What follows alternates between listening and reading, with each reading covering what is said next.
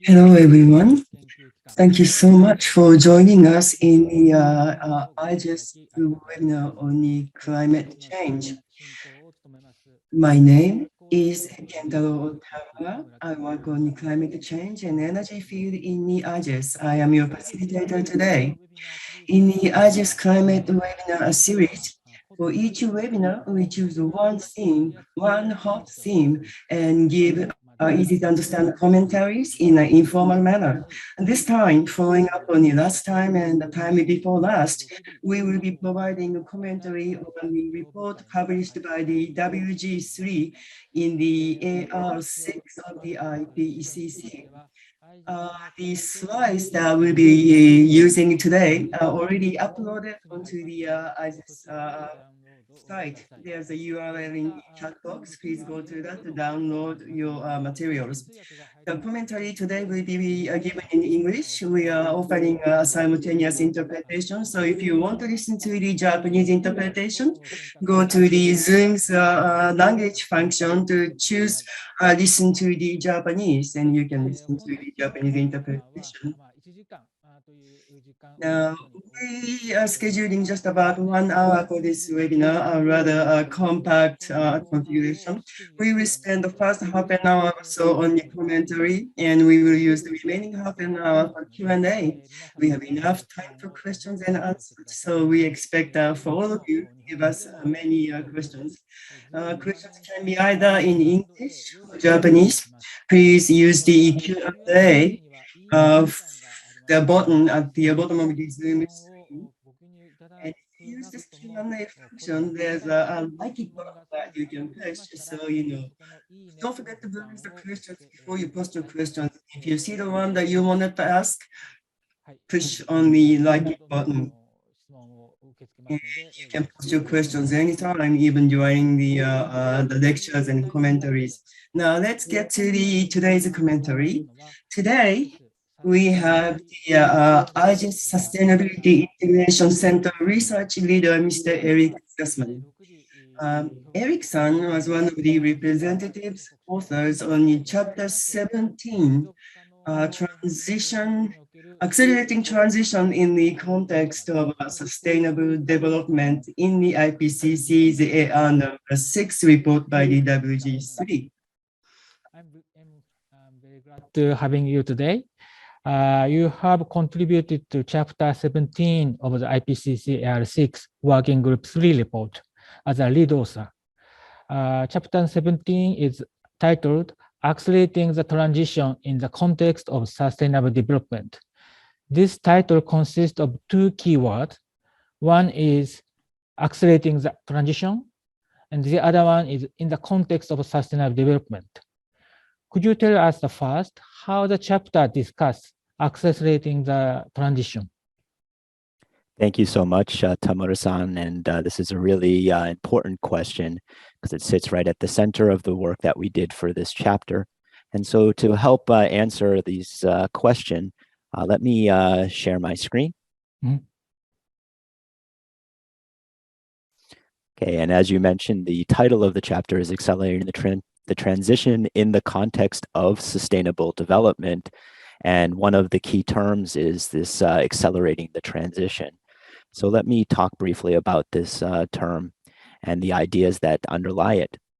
I think if many of you would look through the Ipcc report, one of the things that's highlighted is the importance of speeding up the pace of change so that we can achieve ambitious climate goals, sometimes known as the 1.5 degree goal.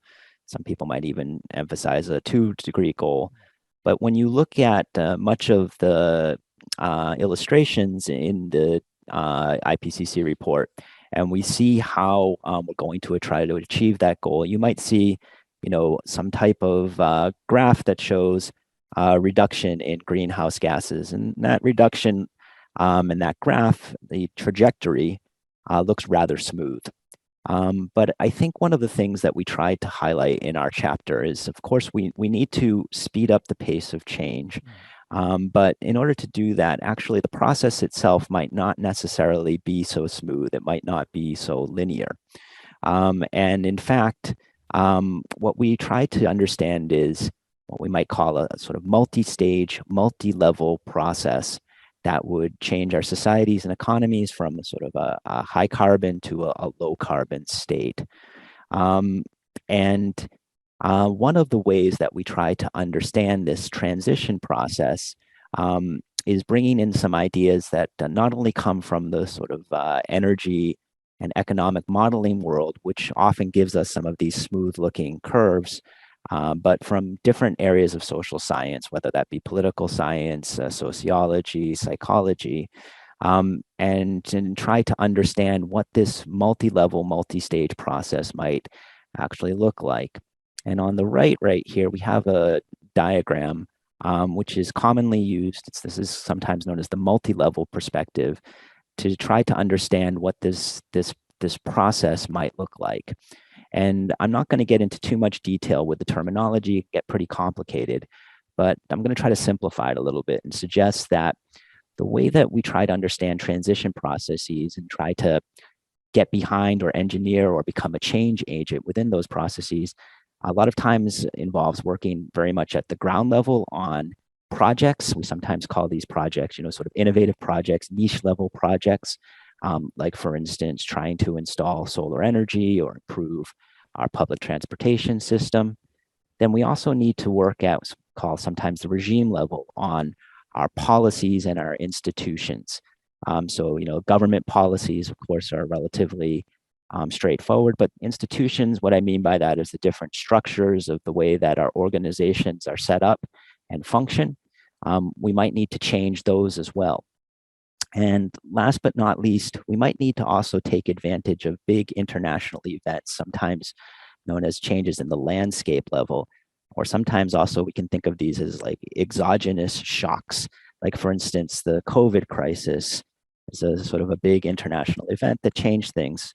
But similarly, we have, meetings and big international agreements like the Paris Agreement in 2015, which created an opportunity to change our policies and also led to new projects.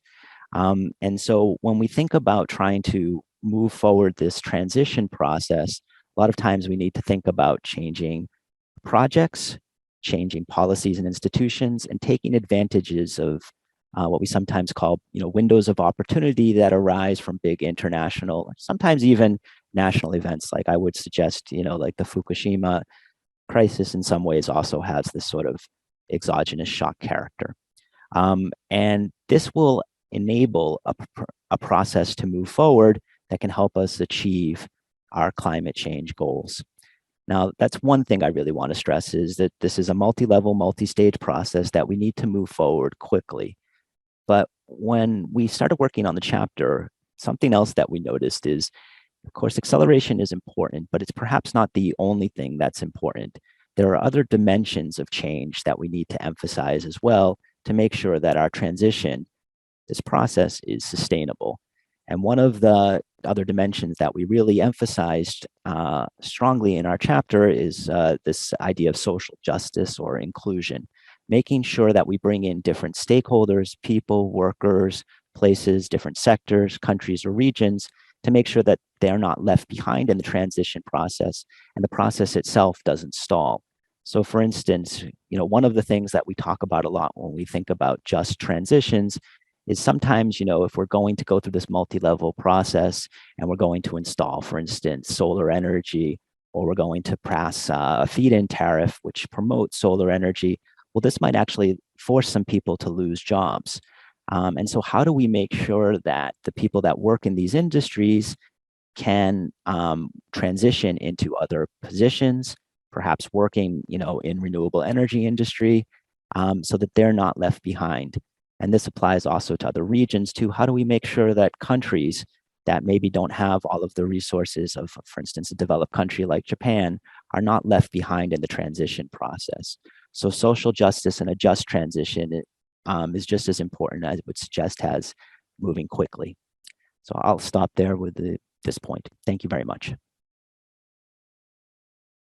Yeah, okay. Thank you very much, Eric-san. Yes, I fully understand that in, I think, previous IPCC report, economic and energy modeling and scenario analysis were used to examine technological and economic feasibility of reducing emissions.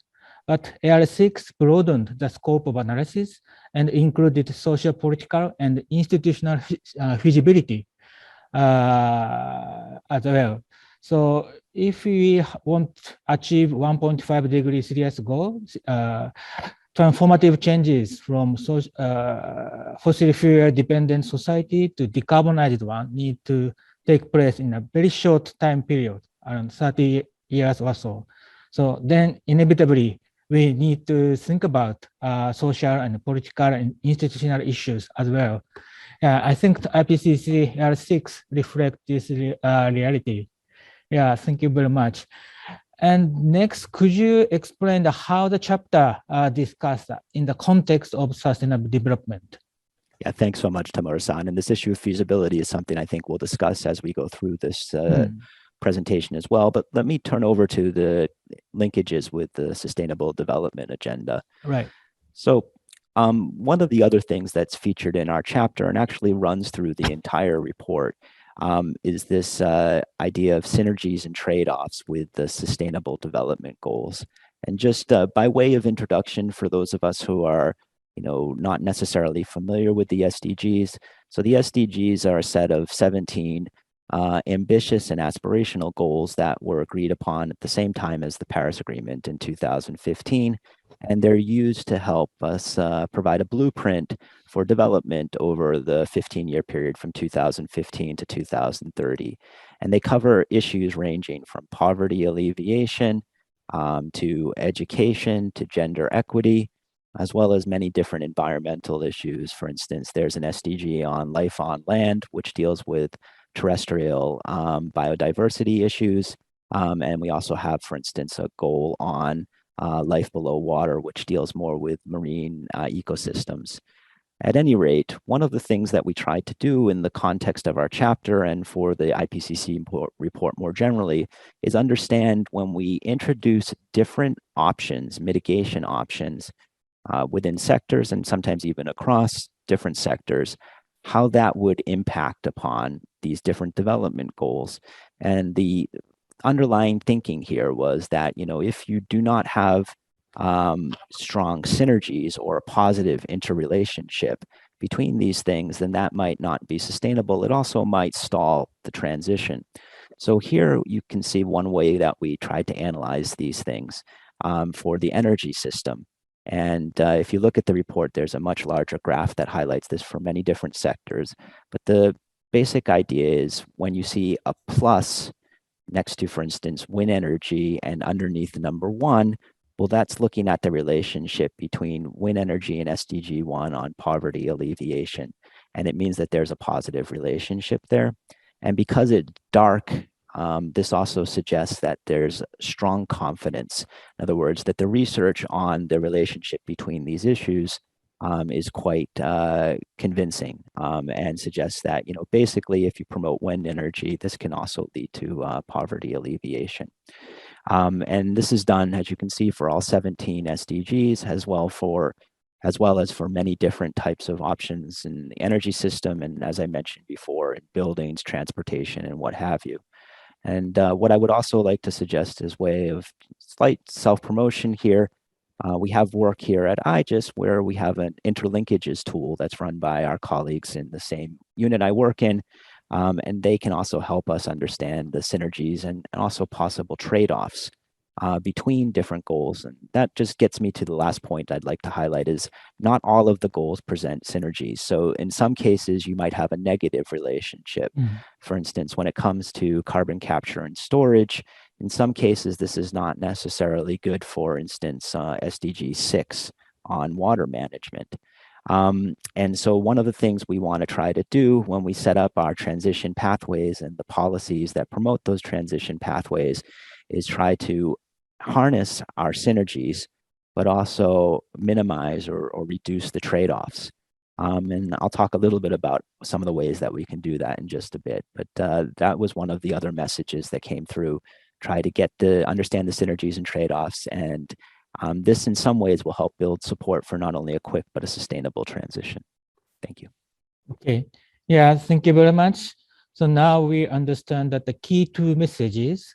One is that accelerating the transition is not only about the speed of a transition, but also about how to manage such transition, taking various social and political aspect into account. The other one is that climate policy does not exist in isolation, but rather it is woven into the wider social, political, and development context. So we need to maximize synergy between climate goal and other development goal and minimize trade-off between them. Yeah, so this is clear. So, but how can we put the two together? So what's the factors which enable an accelerated transition in the context of a sustainable development? Great. So that's a great question, Tamaro-san, and it leads me to my next point.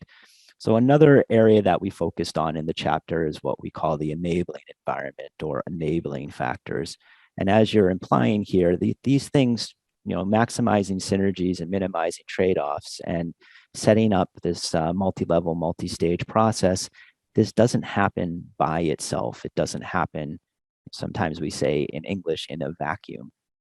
We need to make sure that there's different types of structures and different types of provisions in place to help move it forward. And in the chapter, we focused on many different things that could help enable a sustainable and quick transition. These range from, for instance, behavioral and lifestyle changes. And at IGES, we do work on this area on what we call our 1.5 degree report. It also includes things like technological and social innovation. One of my colleagues focuses on co-innovation, and the JCM that IGES works on with the Ministry of Environment obviously focuses on technology transfer in that space. And of course, there's financial systems and economic instruments. And I already mentioned equity and a just transition has both an important characteristic, and I would also suggest an enabler. And last but not least, of course, is this holistic planning and the Nexus approach. This refers to, in many ways, setting up a planning apparatus that will pay attention to the synergies and trade-offs. Said last but not least, but what I meant to do is set the platform up for the area that I want to focus on the most in terms of enabling factors.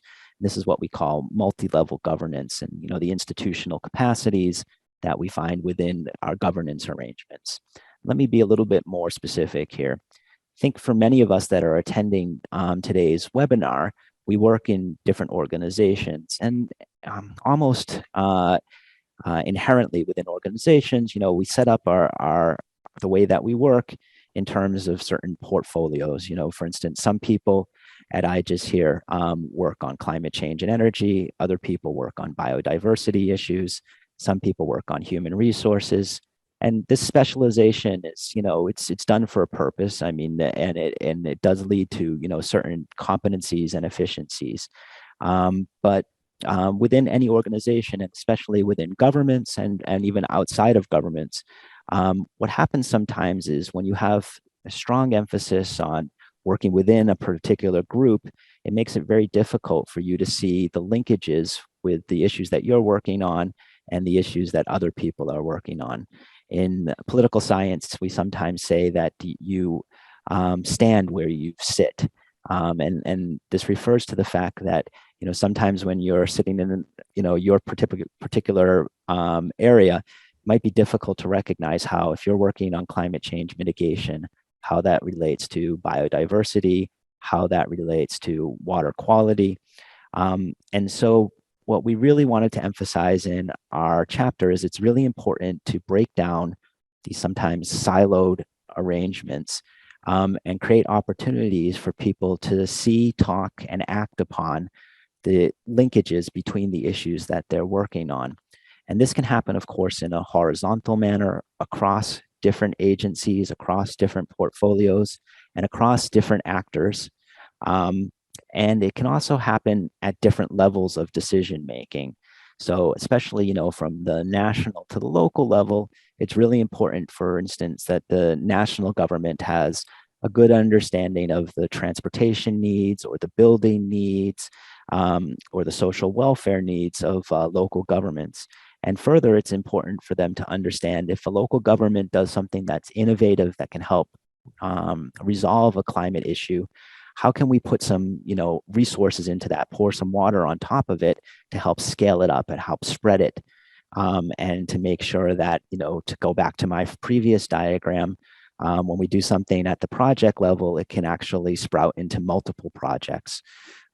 So really what we want to emphasize is a key enabler of a quick but also a sustainable transition is good multi-level, multi-stakeholder, and in many ways multi-sectoral governance. Institutional arrangements that help connect the different people in the different units at different levels so that they can work together towards a broader goal that's not only good for climate change, but can help shift our development pathways in ways that are good for a whole bunch of other development concerns and build momentum behind the transformative and transitional changes that we need in our economies and our societies. So that's one of the key enablers that we wanted to stress. Thanks, Tamura-san. Yeah, thank you very much, Eric-san. So I think these enablers are very important, and which actually allow us to change many things at the same time. But I'm still thinking about the potential tension between accelerating the speed of transition and taking various social and political issues into account. For example, considering social issues such as equity or inclusiveness can lead to more just transition, but may at the same time may slow down the speed of the change, which is actually required to achieve the 1.5 degree Celsius goal. So how do you think about this kind of tension and how IPCC address this issue? Okay, so thanks very much, Tamura-san. This is a critically important point because I think it's something that we touched upon, but we perhaps could have gone into even more detail about. But I think one of the things that we recognized as we move through the chapter is when we're trying to speed up a transition, once again, that process might not necessarily be linear. It might not be straight line, and it might not even be a smooth line. And the important thing, though, to recognize is, I think if we do a good job of including multiple stakeholders in the process, so youth, women, disadvantaged people that are traditionally not necessarily part of that process, that might actually initially slow things down in terms of some of the changes that we want, okay, or that we need. So we might actually initially have a sort of slower transitional process. But I think one of the things that we're recognizing is if we build a critical mass of people and interests that will help shift things and help lock in a low carbon society and low carbon economy, then that transition pathway might initially start slowly, but then I think we can hit sort of tipping points where that critical mass can lead to big changes. And this sort of analogy that I think of here, I mean, we see this happening to some extent with renewable energy and with electric vehicles and teleworking. But of course, the cell phone is one thing that I can think of where the transition process was not necessarily smooth initially, but we reached a critical mass, and that can lead to sort of a takeoff in a way that would result in some of the ambitious climate and sustainable development goals that we want to achieve. So I think we need to focus a lot on inclusivity, but I think we need to think carefully about how we do that. We need to think that it's not going to be a linear process. There might be some setbacks initially. And then to go to another point that you raised where we talk about feasibility, I think one of the key issues, and we talked a little bit about this earlier in the day, Tamura-san, is about the political economy of change.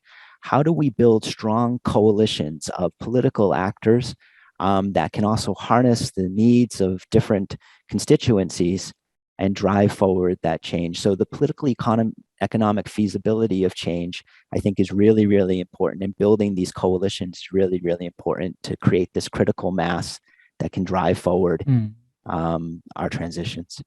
So those are some points I'd like to highlight. Thank you. Yeah. Thank you very much. Yeah, transition cannot taking place in a vacuum. So that's, I think, key point, I think. Thank you very much. Okay, so yeah, thank you very much for providing us some key idea behind this chapter 17. But chapter 17 itself is a very conceptual. So it would be great if you explain us how IGS work can concretely illustrate the multi-stage, multi-level transition featured in the chapter 17. Great. Yeah, thanks so much, Tomoto-san. So for this, I'm going to go through 3 examples here before offering just sort of some take-home points. And it also will tap into the last point that you raised right here. I think another thing that can help enable this transition is organizations like IGES that in some ways, when we don't necessarily have very effective governance structures, sometimes change agents and boundary organizations like IGES can hold together the different levels of activities and help promote and propel forward transformational or transitions. So let me highlight 3 different examples. One is focusing a little bit more on the research side, and 2 other ones are a little bit more in terms of working with governments at different levels. So in terms of the research side, sort of moving from the international events down to national policies, one of the things that we've looked at is these NDCs, these nationally determined contributions. And just as a refresher for those of us that haven't necessarily followed closely the NDCs, these are the sets of actions that countries have pledged to the UNFCCC starting formally in 2015. And what we've seen from our analysis is that countries, this is not perfect, but on a limited sample of countries, the countries that have referred to the SDGs within their NDCs, a higher proportion are on track to achieve the 1.5 degree goal, or almost on track to achieve the 1.5 degree goal. That's the sort of the bar on the right-hand side here. And you can see that a larger proportion of that bar is green, which suggests, once again, this is referring to SDGs or sustainability within their NDCs. Now, on the left-hand side, and once again, this is the number of NDCs. So the y-axis is the number of NDCs. So for the 27 or so countries that are referred to on the left-hand side, only a very small proportion are referring to SDGs. And these are the countries that are not on track to achieve their SDGs. So there's quite a contrast here. It's not perfect, and maybe Tamura-san and I can talk a little bit about some of what went into this graph, but it does give us some indicative evidence that there might be a correlation here, especially moving from the sort of international, sometimes known as the landscape level, down to our regime level. Another area where IGES has worked and got a little bit more actively involved in trying to make linkages between SDGs and climate change is on a project that we did with an organization called the Alliance for Financial Inclusion. And as suggested by that organization's name, they're very interested in making sure poor people are included in the financial system by sometimes giving them what is known as microfinance, small loans to help them afford a business that will help lift them out of poverty. Well, this Alliance for Financial Inclusion promotes this idea, but it does so by working with central banks within mostly developing countries, some developed countries, but mostly developing countries. And what they brought in IGES to do is help the central banks make linkages between this mission of social inclusion and climate change.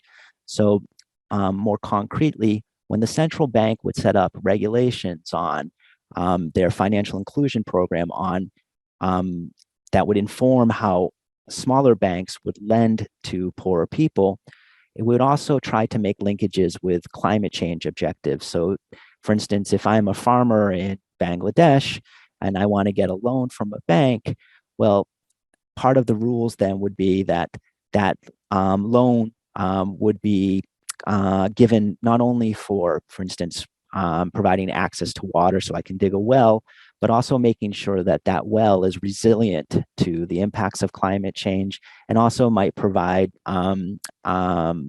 opportunities for mitigating climate change. So the pump on the well might come from an energy efficiency source or for renewable energy to make it more sustainable. So making links between poverty alleviation and climate change goals in central bank policies is one thing that I just worked on with this Alliance for Financial Inclusion. As a result of that, many of the banks have started to reform their regulations and make sure that those linkages are much stronger. And so this is a little bit more at the policy and institutional level, and once again, making linkages between SDGs and climate change. Now, the last area I want to focus on is at the sort of local or project level. And this is where a project that we became quite actively involved in the fourth largest city in Indonesia, known as Semarang. And in Semarang, Indonesia, we worked with the city policymakers and researchers from local university, Diponegoro University, as well as the Asian Institute for Technology. And what we did is we looked at their bus project, and we noticed in their bus project, if they installed what we call bus rapid transit, this is like a bus that runs on the road, but it's on a segregated lane. So it's almost like running like a subway on the road, and can move much more quickly because it does that. Well, this bus project could reduce greenhouse gases, good for climate change. As you can see right here, it could also reduce many different types of air pollutants, so good for air quality. But the other thing that we did, and this is one of the ways that IGES operates as this sort of change agent, is we got involved with local schools and local civil society organizations because we noticed that many of the bus riders happen to be children, but as they moved from the elementary school to middle school to high school, what would happen is they would move from the bus to motorcycles, which tend to be a little bit more polluting, but also less safe. And so we started working with the children to try to raise their awareness of the safety of the buses and its environmental impacts. We also had a drawing contest to try to promote public transportation. And once again, this is really trying to make these linkages between broader sustainable development issues and climate change. And I think, really what we began to realize from all three of these different projects is, addressing climate change is really, it's obviously about addressing greenhouse gases or building resilience to climate change, but it's really about changing the way that we do development. And we sometimes say shifting development pathways. So this transition process is really, how do we change development? And the way that IGES gets involved in this process a lot of times is we try to link stakeholders not only within these specific projects, but across these levels of intervention. So moving all the way from, our analysis of NDCs and what happens in the Paris Agreement, down to what central banks and different national policymakers are doing, down to the local level with you're working with schools, bus companies, and local governments. And by aligning the interests of those different stakeholders, then we can build support for this critical mass and also push forward this transition process in a way that can lead to big transformative changes.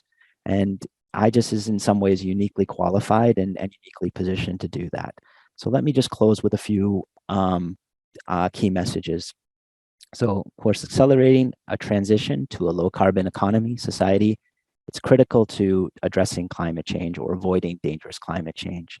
But I think we really need to think not only about the speed of transition, but other dimensions of change for a sustainable transition. And I highlighted here, of course, the just transition. Understanding and acting on synergies and trade-offs between climate and other SDGs can support a sustainable and low carbon transition. Multi-level governance is one of the most important enablers of a sustainable transition. And then we work as a change agent at different levels to try to align the interests of stakeholders within and across these different levels to enable a transition, going from our work on NDCs to work with central banks, to work with fast-growing cities. And aligning the interests of actors at different levels, I think, is the key really to shifting our development pathways and changing the way that we develop. Thank you very much.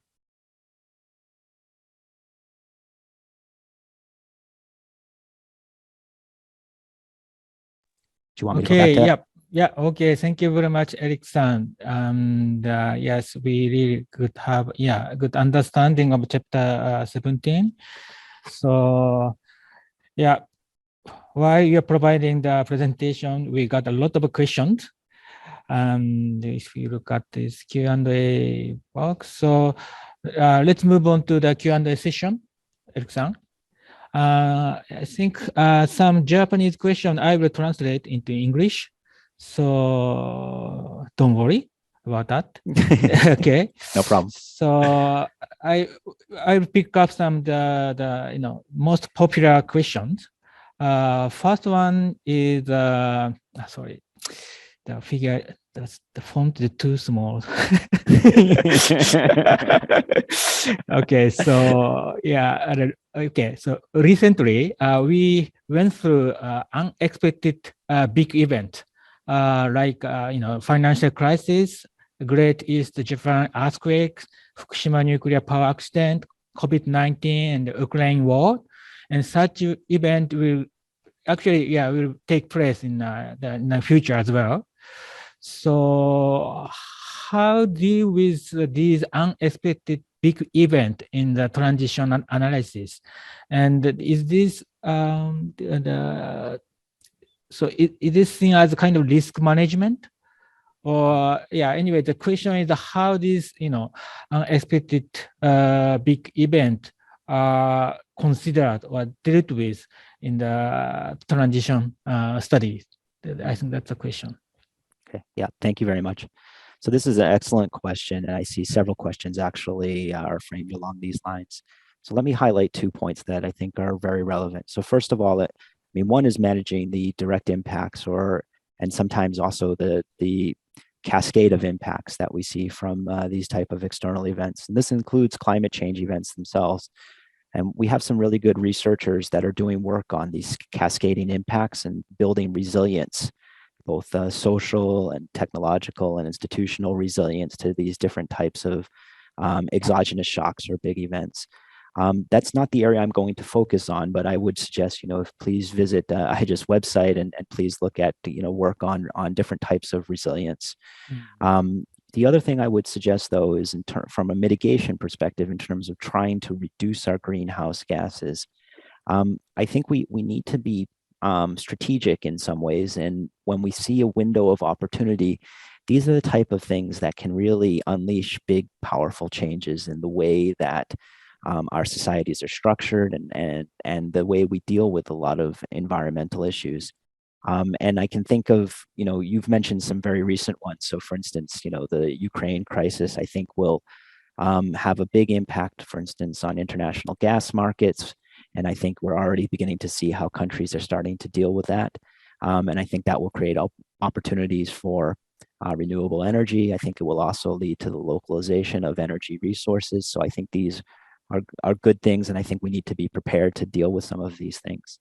And I think we also need to not forget that, many ways, the way that we dealt with a lot of quote unquote, more local environmental problems. I go back to Japanese history when we talk about the Minamata crisis. This was also a big, in many ways, domestic crisis, which had a lot of international attention. And this also opened the opportunities for, big changes in Japanese domestic environmental law. And so I think we need to be prepared and strategic in the way that we deal with many of these crises. And part of that is setting up our governance structures so we can work across different issues. Part of that is also, I dealt with governance in a very structural way, like setting up our institutions. But another thing that we talk about a lot of times in the context of governance is being reflexive.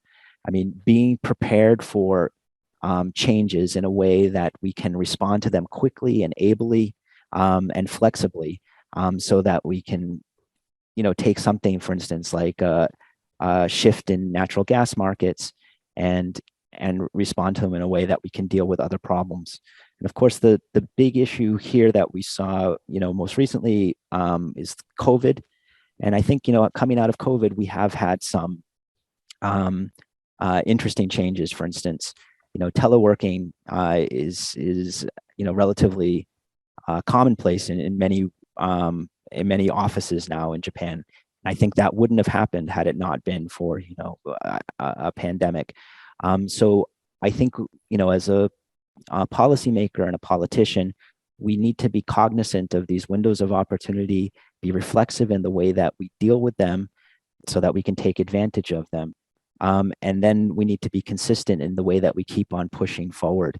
Because one of the other things that we found, we've done research in the past, for instance, on the Fukushima crisis, and some of the things that began to move forward after the Fukushima crisis when it came to renewable energy, especially for big energy users, stalled a little bit. So we need to keep on being consistent and pushing forward and lock in some of the changes in a way that will make it difficult to reverse course later on. I hope that responds to the question.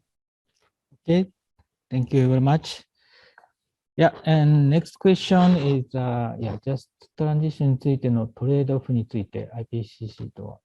I think the next question is regarding the trade-off of the transition. No, sorry, trade-off of the just transition. I mean, the kind of negative side of transition. Yep. How IPCC address or analyze this trade-off of just transition, and what kind of tool or methodology are used to analyze it? Yeah, so I'd like to give two responses to that question. First is for the IPCC. So the just transition really got a lot of interest and attention within this IPCC report. And I think it was the first time that we really began to put a spotlight on social justice issues. And I haven't done a word count, but my intuition is, the number of references to just transition in this report are quite significant. But many of the references, I think, refer to a pretty conventional view of the just transition, which I mentioned in my presentation.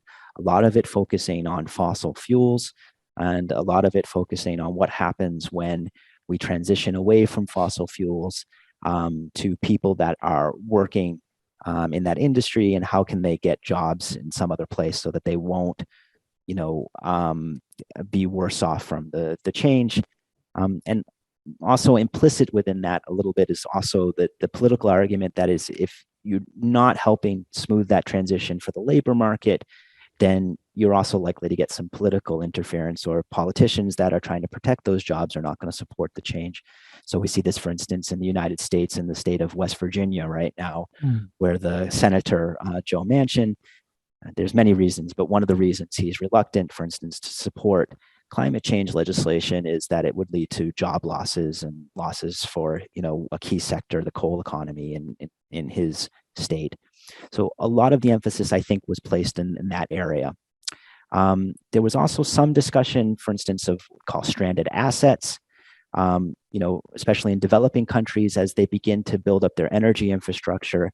If they're investing in fossil fuels, this is going to lead to a situation where 5 or 10 years down the line, if they invest in a coal-fired power plant, but the world begins to transition away from coal, that significant investment will become sort of stranded. It will not be operable, or at least will not be difficult to operate.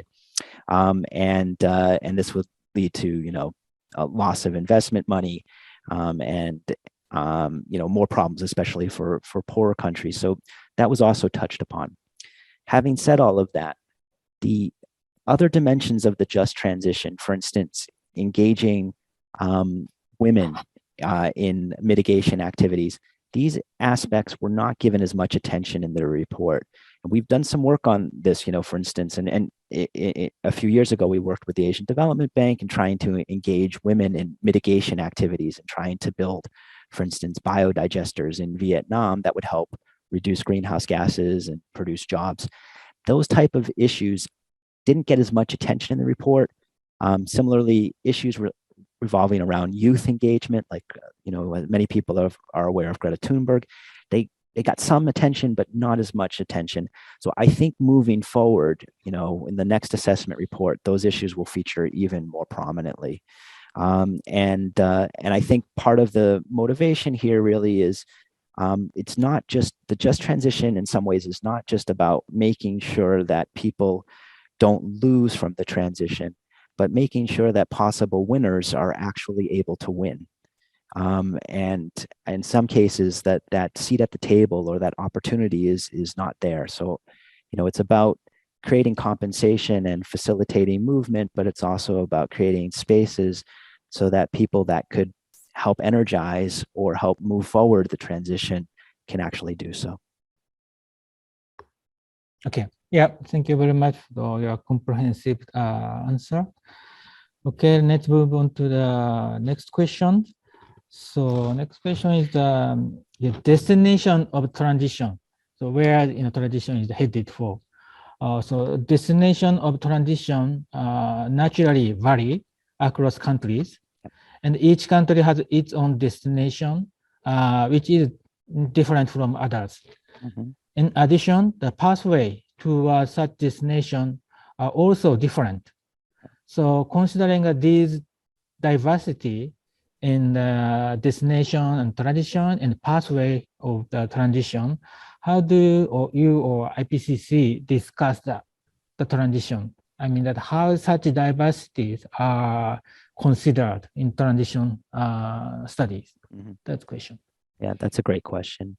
So I think we made a lot of effort, within a short space, basically, to underline the point you raised, that transitions themselves are very much context dependent, and they vary due to a host of considerations ranging from development levels to resource endowments to the political economic structures that exist within a country.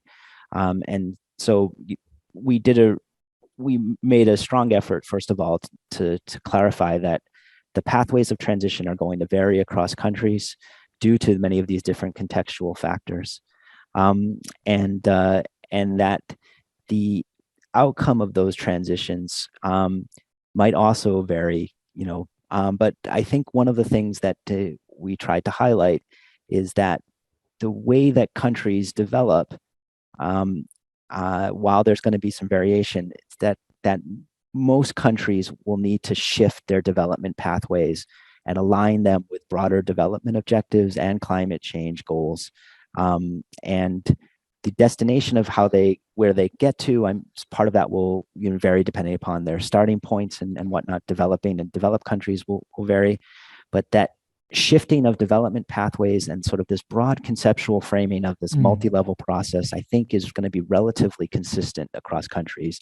The specifics of how you work within that and which things you try to maximize will vary across and within countries. But I think that shifting process and this multi-level process, I think, will be relatively consistent.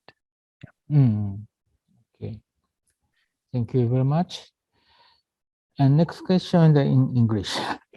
So Hi. for SDGs, how do you assess the trade-off, a negative aspect? I think the trade-off among the various SDGs. If possible, please clarify the methodology. Yeah. So the report itself is based, it's an assessment report. So it's based on literature review. And so people are doing a review of different studies which examine what these relationships might look like in different contexts. Come back to the previous question, they might vary in different contexts. Not everything is going to be a synergy across the world, for instance.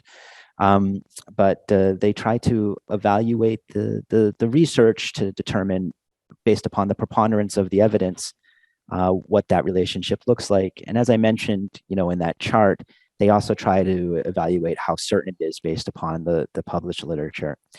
Having said all of that, one of the things that I will suggest that's perhaps not as explicit in the report, and something that we've dealt with a lot in the research that I do, is a lot of this a lot of the work evaluating these synergies and trade-offs is based upon, to go back to where we started, the models, empirical models of relationships between, for instance, air pollution, climate change, health, food security.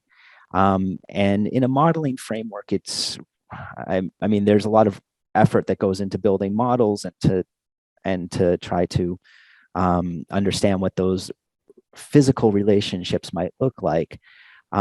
But what I would suggest to you is one of the challenges that we've had is moving from a modeling framework to implementation of many of these integrated approaches that work across these different development objectives. So that's also why we brought in the enabling environment story a little bit. So to answer your question, a lot of it is based upon previous research that is based upon models or natural and physical science, which tries to understand the relationship between these things. But to actually implement them, I think we still have a lot of room to move forward. And for instance, at IGES, we're working on with this journal called Sustainability Science, which puts a lot of emphasis on trying to understand these interrelationships. And so that's one journal which highlights a lot of these interrelationships. I think the next step is really the implementation side of things. Okay. Yeah, thank you very much. Next question is with regard to solar PV, the so-called e-waste, I think electric waste, Yep. or solar panel and others. Yep. So is any quantitative assessment of trade-off or negative impact of the e-waste of the solar PV? Yeah, that's a great question. So the short answer to your question is yes, there's many studies, I think, that are doing what they call life cycle assessments of the impacts, across the production, from producing the solar PV to disposal of the solar PV, and obviously its usage. And there's a lot of interest, of course, in trying to minimize these trade-offs or minimize some of the negative impacts, especially on the production and the when the PV is out of function, then how to get rid of it, right? So there has been research that's been done in that space. I don't have quote citations off the top of my head, but I guarantee you, if you go into Google Scholar, you can find life cycle assessment PV. I'm sure you'll find many studies. But it does raise an important question about when we look at different mitigation options. It's really important, and I think we're moving in this direction. It's really important to start thinking about expanding the system boundaries of our analysis. What I mean by that is to look across all the different actors that are involved in production and consumption of different items, and also, to look at the multiple different impacts. So it's not just a story about mitigating climate change and saving energy, but it's about mitigating climate change, saving energy, saving water, the impacts on jobs, the impacts on gender. And I think part of what our chapter is trying to do is also take, what used to be a relatively small window on the way that we looked at these different options and expand it out in a way that the system boundaries are much bigger. And this will also perhaps, it might lead to, initially a slower transition process, but once again, building that critical mass for change over time. Okay, thank you very much. Yeah, you got a lot of questions. Let's move on to next. On page 2 of Ipcc report, illustration shows a path for the transition. How have you included downside risk into it? I think this illustration means the year figure, right? I guess. No? So just to make sure, downside risk.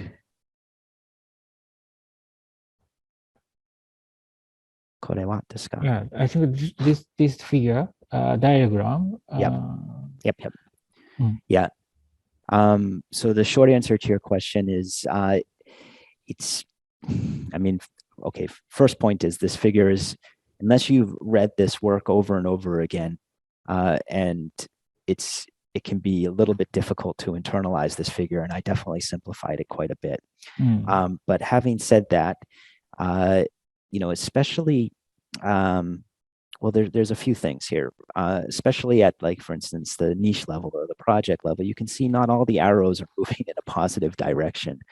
So there are some setbacks and there are some changes that might not necessarily be positive. I think, perhaps to make this even more realistic, we could turn some of the arrows the other way. And similarly, when it comes to some of these exogenous shocks at the, at the landscape level, at a very high level, of course, not all of these things are positive. Many of these things are crises, which have significant risks. And then, similarly, with some of the policies and institutional changes, I mean, you could also get some types of changes that would not necessarily be so good for climate change. So, for instance, when there's threats to energy security, some countries might double down on fossil fuels, and those, or reinvest in fossil fuels, or pull back, or increase fossil fuel subsidies to protect poor people. So, I would agree with you that this diagram perhaps doesn't really give a very strong illustration of the sort of jagged setbacks that you might encounter at some point. And maybe that's something we could incorporate into a new figure. So I would encourage the person raising the question, to look at these articles, and especially the work of Giels and Lorbach, and then think a little bit more about how we can try to incorporate some of these trade-offs or risks into this type of diagram to illustrate that process. Thank you. Okay. Yeah. Thank you very much, Eric-san. I think next one is the last question. So maybe you can answer in a very short, briefly. Yeah. I like to talk. I'm sorry. Yeah. So you mentioned that the accident in the Fukushima accident as a kind of shock to open the window of opportunity.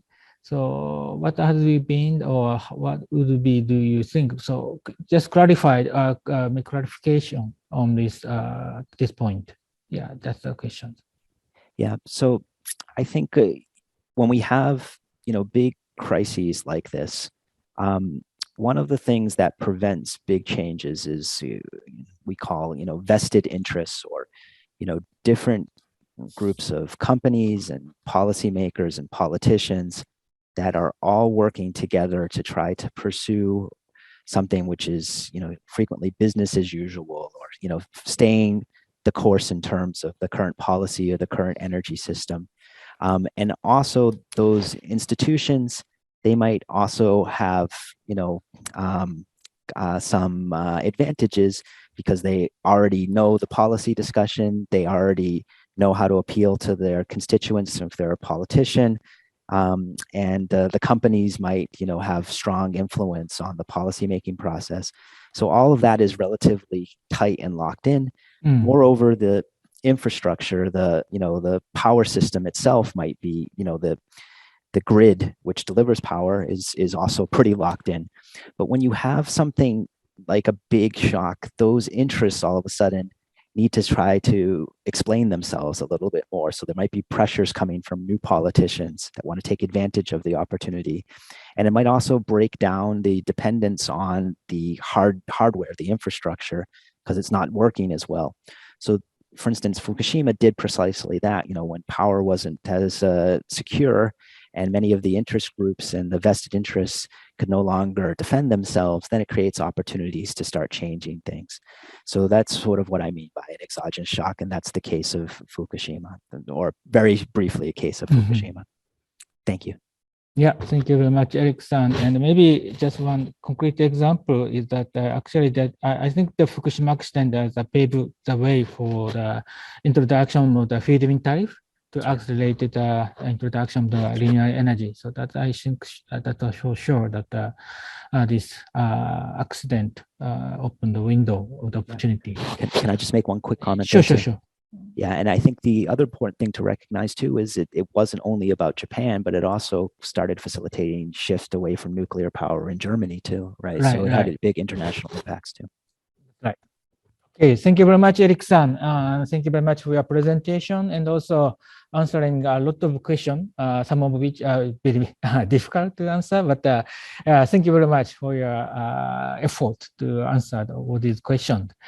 So, はい、皆様どうもありがとうございました。まだまだいろいろ。So thank you very much, everyone. We would very much love to answer more questions, but we have to close this webinar here. And thank you very much for your participation. And for those questions that were left unanswered, will be included in the question and answer section in our homepage with answers. So today we had Mr. Eric Sussman, who is one of the lead authors of the Chapter 17 of Working Group 3 report of IPCC AR6. Thank you very much.